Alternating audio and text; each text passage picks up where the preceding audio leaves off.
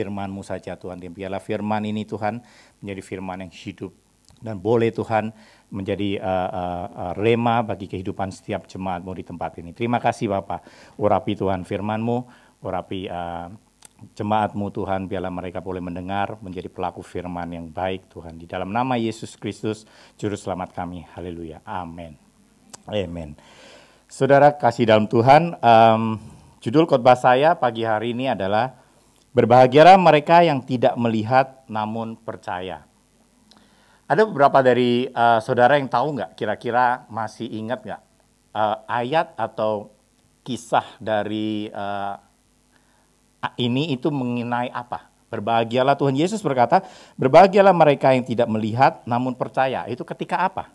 Ketika apa kira-kira? Ada yang masih recall nggak? Ada yang bisa ingat nggak? Ini kisah apa sih gitu?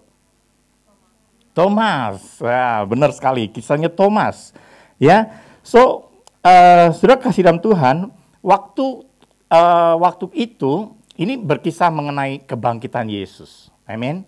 Berkisah mengenai kebangkitan Yesus. Dan Thomas di dalam ayat 20, Yohanes 20. Kita buka Yohanes 20. Ya, Yohanes 20 ayatnya yang start dari ayat yang ke-24. Alright. Ayat yang 24. Yohanes 20 ayat yang ke-24. Sudah dapat? Kalau sudah saya bacakan. Dan sebelum saya bacakan, udah siap ya. Sebelum saya bacakan, saya mau ingatkan kita semua bahwa kisah-kisah yang ada di Alkitab ini untuk kita belajar, saudara. Amin. Amin. Jadi yang baik dijadikan teladan. Saya nggak bilang Thomas jelek, ya, tapi kita lihat apa yang kita bisa tarik pelajaran dari si Thomas ini. Amin. Alright, let's pray. Let's read this passage ya. Ayat yang 24. Saya lihat dari sini aja karena lebih besar, sini kecil ya. Tetapi Thomas, seorang dari 12 murid Yesus, disebut Didimus, tidak ada bersama-sama mereka ketika Yesus datang di situ. Lanjut. Maka kata murid-murid yang lain itu kepadanya, kami telah melihat Tuhan. Tetapi Thomas berkata kepada mereka, sebelum aku melihat bekas paku pada tangannya, dan sebelum aku mencucukkan jariku ke dalam bekas paku itu, dan mencucukkan tanganku di dalam lambungnya, sekali-kali aku tidak akan percaya. 8 hari kemudian murid Yesus berada kembali dalam rumah itu, dan Thomas bersama-sama dengan mereka. Sementara pintu-pintu terkunci, Yesus datang dan ia berdiri dan di tengah-tengah mereka berkata, damai sejahtera bagi kamu. Kemudian ia berkata kepada Thomas, taruhlah jarimu di sini dan lihatlah tanganku, ulurkanlah tanganmu dan cucukkanlah ke dalam lambungku. Dan jangan engkau tidak percaya lagi, melainkan percayalah. Thomas menjawab dia, ya Tuhanku dan Allahku. Ayat yang terakhir, Yesus berkata kepadanya, kepadanya, karena engkau telah melihat, engkau Thomas telah melihat, maka engkau percaya. Berbahagialah mereka yang tidak melihat namun percaya. Amin. Oke, so kisah ini saudara, itu ketika waktu Yesus sudah bangkit, right? Terus Yesus menampakkan ke murid-muridnya. Thomas adalah salah satu dari murid Yesus, ke-12 murid Yesus. Murid yang inti, right? Murid Yesus, disciple, kita semua ini murid Yesus, right? Disciple of Christ. Tapi murid inti Yesus itu 12, dan Thomas salah satunya. Right? Dan Thomas salah satunya, tapi di dalam hal ini Thomas masih ragu. Karena apa? Karena dia bilang, saya nggak mau percaya, saya sekali-sekali saya tidak percaya kalau saya tidak melihat bekas luka Yesus. Alright? So, berapa banyak dari antara kita yang juga kadang-kadang punya sikap seperti Thomas? Alright? Banyak di antara kita juga yang belum lihat pemulihan Tuhan, belum melihat jawaban doa Tuhan, belum lihat kesembuhan kalau yang sakit, belum lihat terobosan yang Tuhan berikan. Kita bilang, Tuhan, aku nggak percaya, aku nggak lihat apa-apa saat ini. Banyak hal yang nggak certain, nggak yakin saat ini, nggak pasti saat ini. Alright? Banyak hal yang nggak pasti. Orang yang kerja mungkin ada takut nanti di PHK nggak ya? Alright? Singapore Airlines sudah memutuskan hubungan kerja dengan banyak employees di Singapura. Right? Terus yang bisnis, ya, yang bisnis juga, waduh, saya bisa nggak company saya survive? Teman-teman yang di sini, saya dengar ada beberapa yang dipulangkan karena majikannya kena PHK, katanya kan. Tapi saudara, ketika kita di posisi ini, apa kita memilih seperti Thomas? Tuhan, aku mau lihat dulu mukjizat-Mu baru aku percaya. Alright, so yang menarik di dalam hal ini adalah di ayat yang ke-25, alright, di ayat yang ke-25, saya mau kembali lagi di ayat yang ke-25.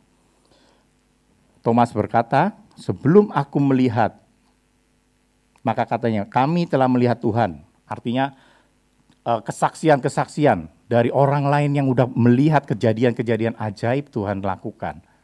Alright, sudah bersaksi di dalam kehidupannya kepada saudara. Seperti itu kan. Murid-murid yang lain udah kasih kesaksian. Murid-murid yang lain sudah kasih penjelasan bahwa Yesus sudah bangkit waktu itu. Tapi dia bilang, Thomas berkata kepada mereka, sebelum aku melihat bekas luka paku dari itu, sebelum aku mencucukkan jariku, maka sekali-sekali aku tidak akan percaya. 26, ayat yang 26. Ayat yang 26 berkata, next, alright, 8 hari kemudian, Yesus baru datang kembali ke rumah itu, dan Thomas berada di antara mereka. Yesus berkata, damai sejahtera bagi kamu. Ingat ya, nanti saya akan kembali lagi ke ayat ini. Damai sejahtera bagi kamu. Alright, sebelum aku melihat perubahan, kata Thomas, sebelum aku melihat tanda mukjizat, aku nggak akan percaya, kata Thomas. Terus pertanyaannya saat ini, pagi hari yang menjadi renungan kita adalah, apa yang sebenarnya Tuhan ingin kita lakukan? Ketika Tuhan berkata, berbahagialah mereka yang tidak melihat namun percaya. Jawabannya itu, yang Tuhan ingin kita lakukan adalah, yang pertama, Yesus mengatakan hal itu karena Yesus melihat bahwa tingkat kepercayaan orang ada 2 level, right? Yang pertama, Yesus berbicara seperti itu, Yesus berkata, berbahagialah mereka yang tidak melihat namun percaya, supaya kita punya hati yang menyenangkan Tuhan. Amin. Yang pertama, kita mau menyenangkan hati Tuhan. Karena ketika Yesus berkata, engkau akan berbahagia ketika engkau enggak melihat tapi percaya. Tapi Yesus berkata kepada Thomas, engkau melihat maka engkau percaya. Itu hal biasa, betul enggak saudara? Kalau kita melihat, kita percaya itu hal biasa. Karena kita manusia, kita melihat, kita biasa. Kita percaya, baru percaya gitu kita melihat. Tapi kalau kita belum melihat, tapi itu percaya, itu Yesus berkata, engkau akan berbahagia. Engkau akan menjadi jemaatku, engkau akan menjadi murid yang menyenangkan hatiku, kata Yesus. Amin. Itu yang pertama. Yang kedua, Yesus berkata seperti itu, berbahagialah mereka yang melihat namun percaya. Itu menandakan bahwa kita memiliki hubungan keintiman yang erat dengan Yesus, dengan Tuhan Yesus. Kenapa begitu, Pak? Ya, mungkin saudara tanya, kenapa begitu? Kita naik sedikit ke ayat yang 20 ayat yang 11. Yohanes 20 ayat yang 11. Masih kisah yang sama ya, kebangkitan Yesus, ayat yang ke-11 coba. Nah, ini Maria Magdalena ketika dia merespon Yesus bangkit. Kita lihat ya, makanya tadi di awal saya nggak bilang kita nggak try itu membandingkan, cuma kita mau belajar dari kedua murid Yesus ini. Alright. Maria berdiri dekat kubur itu dan sambil menangis ia menjenguk ke dalam kubur itu. Next. Dan tampak olehnya 2 orang malaikat berpakaian putih dan seorang duduk di sebelah kepala dan di sebelah kaki di tempat mayat Yesus terbaring. Next. Kata malaikat itu kepadanya, "Ibu, mengapa engkau menangis?" Jawab Maria kepada mereka, "Tuhanku telah diambil orang dan tidak ada yang tahu di mana ia diletakkan." Sesudah berkata demikian, ia menoleh ke belakang dan melihat Yesus berdiri di situ. Tetapi ia tidak tahu. Amen. belum tahu, Maria belum tahu bahwa itu adalah Yesus, di ayat ini katakan. Kemudian kata Yesus kepadanya, "Ibu, mengapa engkau menangis? Siapakah yang kau cari?" Saat itu Maria masih belum ngeh Yesus itu ya. Maria menyangka orang itu adalah penunggu taman, lalu berkata kepadanya, "Tuan, jikalau Tuhan yang mengambil dia, katakan kepadaku di mana Tuhan meletakkan dia, supaya aku dapat mengambilnya." Kemudian kata Yesus kepadanya, "Maria." Yesus memanggil nama Maria. Apa yang Maria lakukan? Maria berpaling dan berkata kepadanya dalam bahasa Ibrani, "Rabuni," artinya guru. Saudara, lihat ya perbedaannya ya. Si Thomas udah kasih tahu nih sama teman-temannya, ke-11 murid Yesus yang lain bahwa Yesus telah bangkit. Tapi dia bilang, "Saya nggak percaya Yesus bangkit." Tapi Maria beda loh. Dia nggak tahu sih belakangnya itu Yesus. Karena dia masih nangis kan, masih belum nengok gitu ya, belum ngeh. Tapi ketika dia mendengar Yesus berkata, "Maria," dipanggil gitu ya, dia langsung tahu, oh di suara Yesus. Makanya saya katakan, kalau engkau si Maria nggak perlu tanda loh, si Maria nggak perlu nengok terus tanya, "Apakah engkau Yesus? Mana lukamu? Mana kain kafan yang robek?"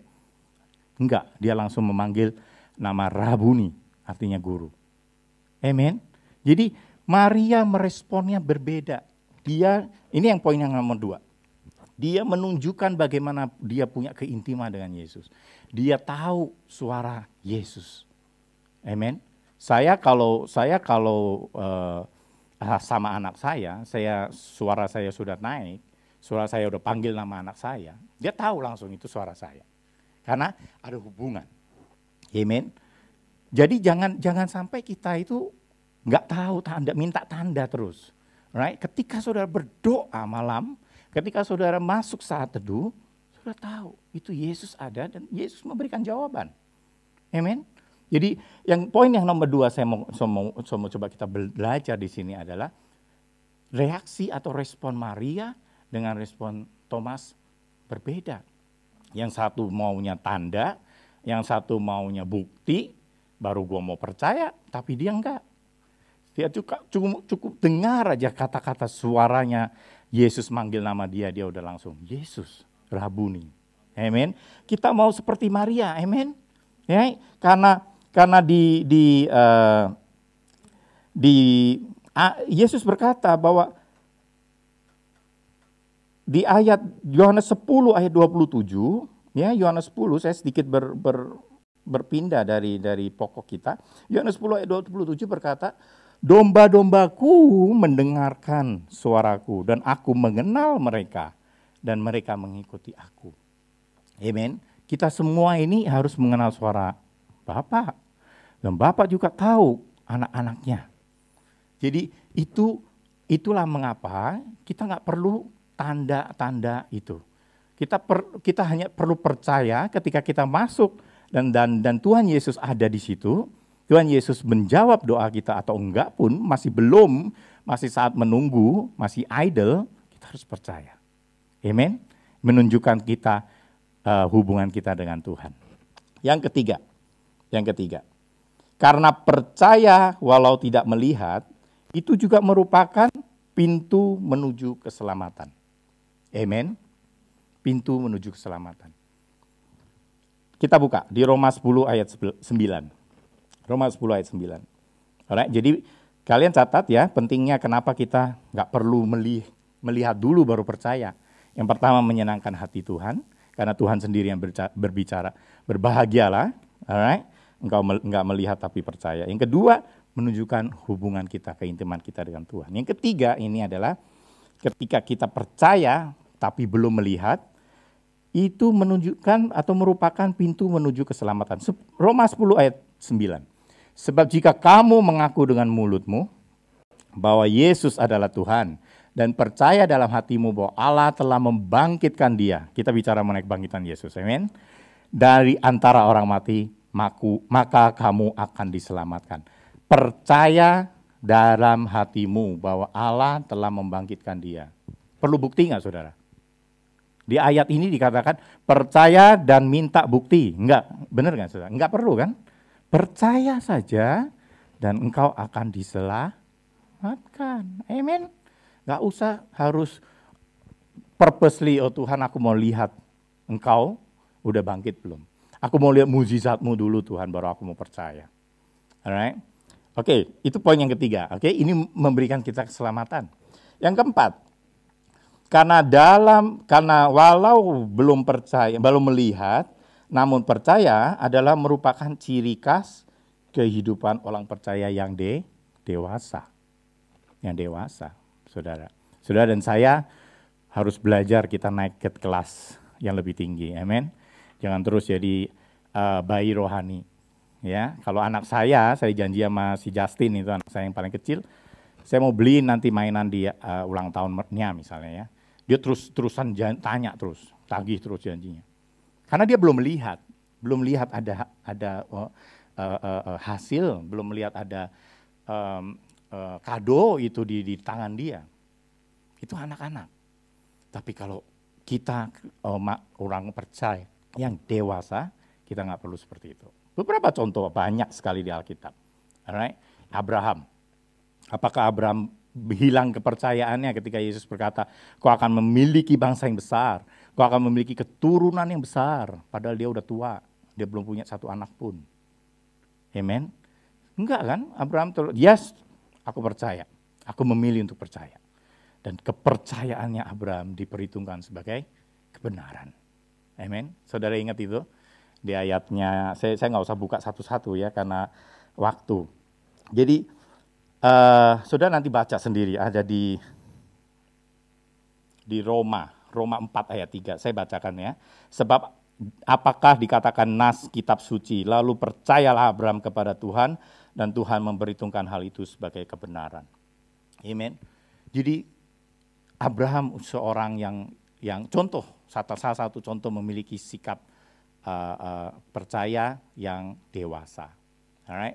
Nuh, salah satu contoh yang lain. Alright. Tuhan suruh bikin dia bahtera. Apa udah hujan waktu itu? Enggak. Terik panas waktu itu. Alright. Enggak ada sedikit pun tanda-tanda mau hujan, dia diketawain orang. Ngapain bikin bahtera? Tapi dia belum melihat apa-apa loh. Dia enggak melihat apa-apa, tanda apa-apa loh. Tuhan cuma bilang, percayalah. Aku akan ada, engkau bikin bahtera ini, akan ada air bah nanti. Udah dia bikin, siang malam dia bikin. Amen. Kita juga harus punya sikap itu, karena kita mau menjadi orang percaya yang dewasa. Amen. Nah, jadi ketika Tuhan berkata, saat ini banyak virus, banyak COVID-19. Saya suka Pak De bilang, itu new normal, itu manusia yang bikin. Walaupun kita harus ikutin protokol-protokol ya. Tapi just believe that God is with us gitu. Ya, percaya aja Tuhan itu ada. Percaya aja Tuhan ada di dalam kontrol setiap hidup kita. Amen. Jadi jangan takut nanti, wah saya ini, saya itu. Just believe, fokus apa yang kita lakukan.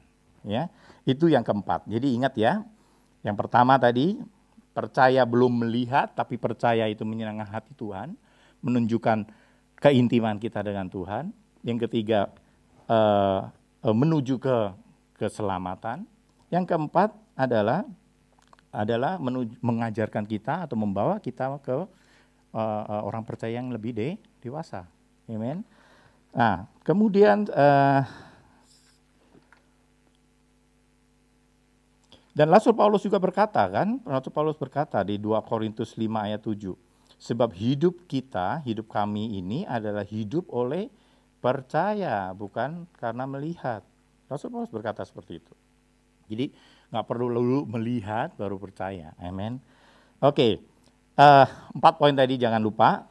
Saya akan ke pokok pembicaraan atau diskusi yang kedua adalah orang yang harus melihat dulu baru percaya itu adalah orang yang satu, yang kurang berpengharapan. Orang yang kurang berpengharapan seperti Thomas. Alright? Dia mungkin ini observasi saya, ini pengertian saya belajarin mengenai situasi Thomas itu. Dia mungkin ikut Tuhan Yesus udah lama, dia lihat mukjizat Yesus. Dia melihat Yesus melakukan mukjizat banyak hal, menyembuhkan orang sakit, membangkitkan orang mati. Karena ingat Lazarus waktu dibangkitkan, ada Thomas loh. Thomas ada di situ, right? Tapi kenapa Thomas punya sikap yang ragu-ragu? Right? Karena mungkin dia hilang pengharapan. Jangan sampai kita menjadi orang yang hilang pengharapan. Amen. Dia hilang pengharapan. Kenapa? Karena dia pikir Yesus guruku punya kuasa, tapi kok ketika dia ditangkap, ketika dia disalibkan, dia nggak bisa sepertinya nggak punya kuasa untuk melawan. Padahal dia nggak tahu tujuannya itu memang Tuhan harus menggenapi itu. Alright. Makanya yang kedua, orang yang harus melihat dulu baru percaya adalah orang yang kurang berpegang pada firman Tuhan. Ya kan?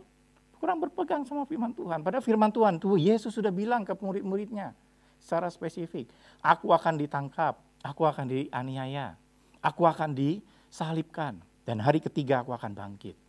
Tapi Thomas enggak berpegang pada firman Tuhan.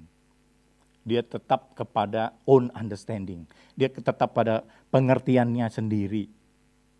Jangan saudara, amin. Jangan seperti itu. Yang ketiga, orang yang harus dulu melihat baru bisa percaya adalah orang yang fokus sama diri sendiri. Fokusnya ke diri sendiri, bukan ke Yesus, bukan ke Tuhan. Kalau dia nggak lihat something, I choose not to believe. Saya memilih untuk nggak percaya, karena saya belum lihat apa-apa. Fokusnya ke saya. Anak-anak ingat cerita saya tadi ya. Fokusnya ke anak-anak. Jadi masih kecil. Saya belum terima kok, ya saya terus minta. Gitu.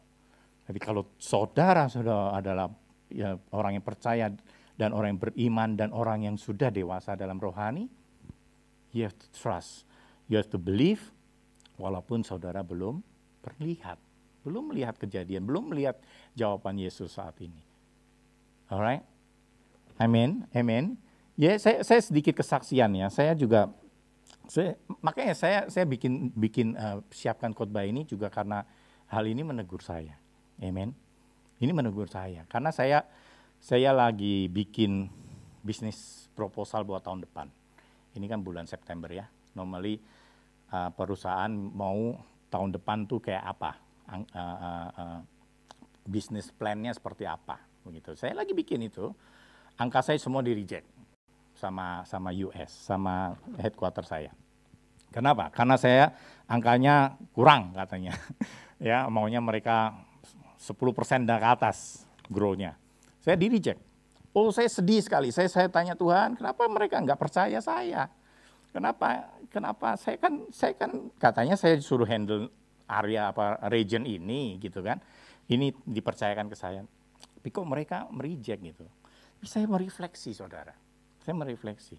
Ya udah, kalau saya nggak lihat, saya belum lihat itu Tuhan lakukan apa-apa. Tapi saya memilih untuk percaya dulu. Amen. Saya percaya dulu. Ya udah, kalau memang ini yang ditugaskan, kalau ini memang yang diharapkan, let's do it. Do our best dulu. Ya kan? Buat apa kita terus-terusan argue gitu? Lakukan yang terbaik. Kita lihat Tuhan bekerja bersama kita. Amin. Roma 8:28. Tuhan turut bekerja bagi setiap kita yang mengasihinya. Amin. Jangan takut. Kalau saudara dan saya dihadapkan sesuatu yang mungkin di depan belum yakin, ya udah melangkah sama Tuhan. Melangkah dengan iman. Amin. Percaya bahwa makanya kita belum lihat apa-apa. Saat ini apakah saya udah lihat tahun depan seperti apa? Belum. Banyak ketidakpastian. Banyak yang bilang sebelum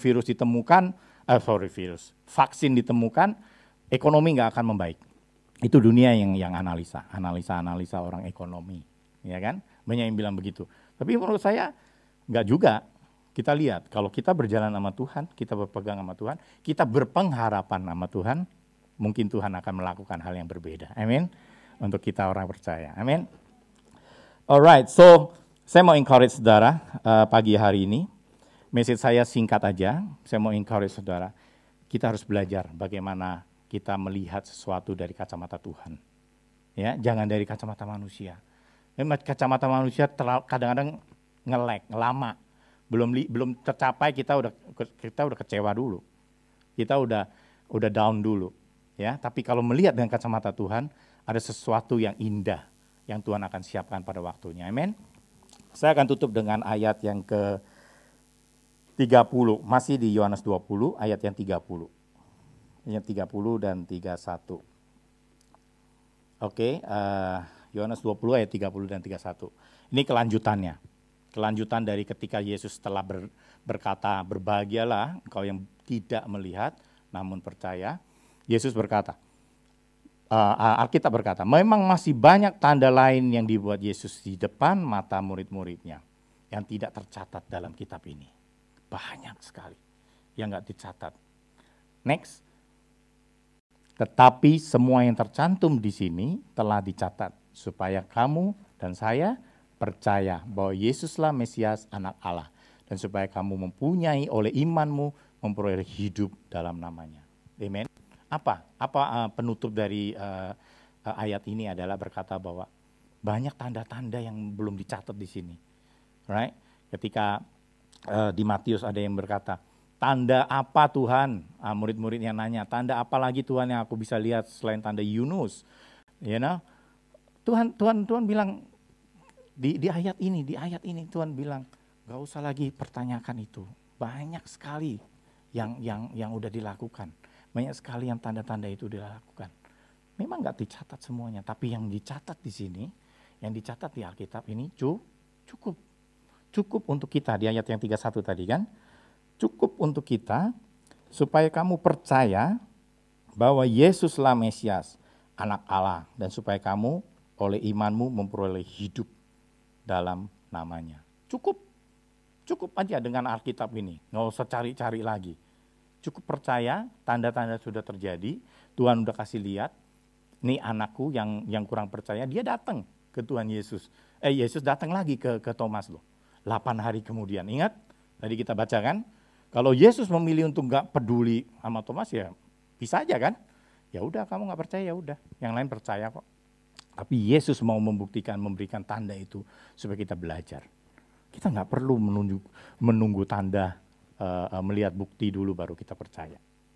Amen. Tuhan bisa datang. Tuhan memilih untuk menunjukkan itu kepada Thomas. Apa artinya? Artinya Tuhan bilang ke kita indirectly bahwa aku akan bisa datang ke kamu juga kalau kamu memilih untuk percaya. Amen. Amen. Mari kita tundukkan kepala, kita berdoa. Bapa kami yang ada di surga, kami mengucap syukur Tuhan untuk firman Tuhan pagi hari ini Tuhan. Walaupun singkat Tuhan, kami percaya Tuhan ini adalah satu suara, satu message Tuhan yang daripada Engkau, supaya kami memiliki hati seperti Maria Tuhan, seperti Maria yang mengenal dengan benar Tuhan, yang mengenal dengan dekat Tuhan suaramu, yang mengenal Tuhan, tahu Tuhan bahwa Engkau adalah Allah yang dekat, Engkau adalah Allah yang ada dengan kami Tuhan, bukan Allah yang jauh, bukan Allah yang tidak peduli Tuhan, tapi kami percaya Yesus Engkau ada di tengah-tengah kami. Apapun kesulitan kami saat ini, apapun pergumulan kami saat ini, aku nggak tahu Tuhan, jemaat-Mu di sini Tuhan, punya Tuhan mungkin kesulitan, punya pergumulan masing-masing Tuhan. Tapi Tuhan dengan firman ini Tuhan, biarlah Tuhan pakai Tuhan saat ini Tuhan, jamah mereka Tuhan, apapun itu kebutuhan mereka Tuhan. Mereka belum melihat tanda saat ini, mereka belum melihat bukti saat ini itu akan terjadi. Tapi Tuhan, firman-Mu berkata, berbahagialah engkau yang tidak melihat, namun percaya. Tuhan, aku mau Tuhan kami memiliki hati seperti ini, memiliki sikap hati seperti ini Tuhan. Ketika kami menanti jawaban doa kami Tuhan. Ketika kami mau melihat perubahan hidup kami terjadi Tuhan. Tuhan, Kau Allah yang menyediakan. Kau Allah yang memberikan kami keterobosan Tuhan. Terima kasih Tuhan, terima kasih. Pagi hari ini Tuhan kami serahkan waktu kami, firman kami ini Tuhan dalam tangan-Mu Tuhan. Terima kasih Engkau telah berbicara Tuhan, Engkau telah Tuhan juga menunjukkan Tuhan bagaimana kami boleh belajar sebagai anak-Mu, sebagai murid-Mu Tuhan.